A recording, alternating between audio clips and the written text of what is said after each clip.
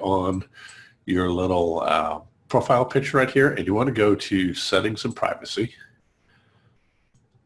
And then you want to scroll down. You want to make sure you're on this Privacy tab. And then you want to scroll down to how LinkedIn uses your data. And you want to download your data. And then when you get here, hopefully you can see this okay. But let me see if I can get this. But anyway, so you can either say, give me everything, or you can pick and choose and where you can download anything that you might have up there. So most people want their connections. This imported contacts, that's like if you want to, if you've imported from other sources into LinkedIn and now you want to just get a copy of those out, you can do that. You know, there's certainly a case where you might want all of these, but most of the time people just want their connections. And so what you do is you just click this Request Archive. I'm not going to do it yet because it makes the screen hard to read. But basically what it'll say is you'll request it. This will change to say you'll get an email when it's ready. You can see it's telling me it's going to take about 10 minutes. And then this will be sort of grayed out. I think it says pending or something like that. Then in about 10 or 15 minutes, what will happen is you will get an email that'll say your data's ready, and it'll have a link in it. And when you click on that link, it's going to take you right back to this page, except now this blue button is going to say download. And so you click download, and it's going to save your file to your computer. And it saves it, I think, almost always in a zip file. And so and it's going to go to wherever your downloads are. So, and then inside the zip file, so if you were to pick, let's say you picked all of these, then you would have a file for each one of these items in that archive. Since I said connections, my zip file should just have one file, and it will be a .csv, which stands for comma separated values. And that's the default sort of the default file type. Oops, let me get back to the right place.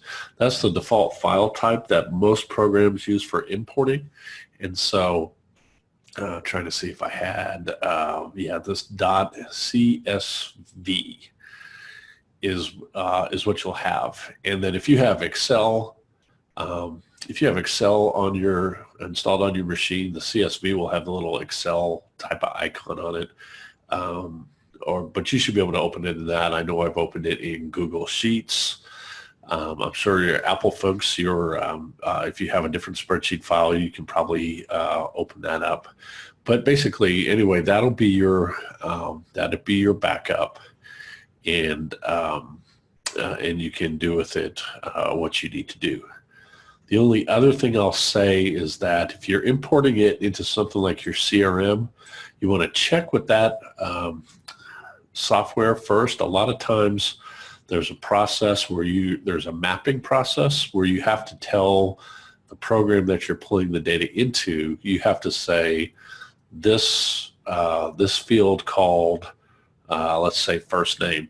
So this field called first name in my CRM is called F name in my import file or something like that. So basically you just have to do this mapping that says, this is how you know to pull what data from where, because LinkedIn won't call things the same and it won't put them in the same order. So you just have to tell your program how to do an import.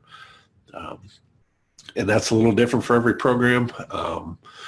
I've had fortunately or unfortunately, I've had a lot of opportunity to work with those. So if you have any questions about that, feel free to give me a call or send me an email. I'm happy to help you. And again, I'm sorry, I should have said this up front. For those of you that are new, I will put this little outline with my notes in it in with the recording inside the Ignite Club website. So I think that pretty much covers that. So if you have a question, go ahead and shoot it to me there in the questions section. And let's see. I'm going to pause this just for a second and take a drink and see if there's any questions. Hold on.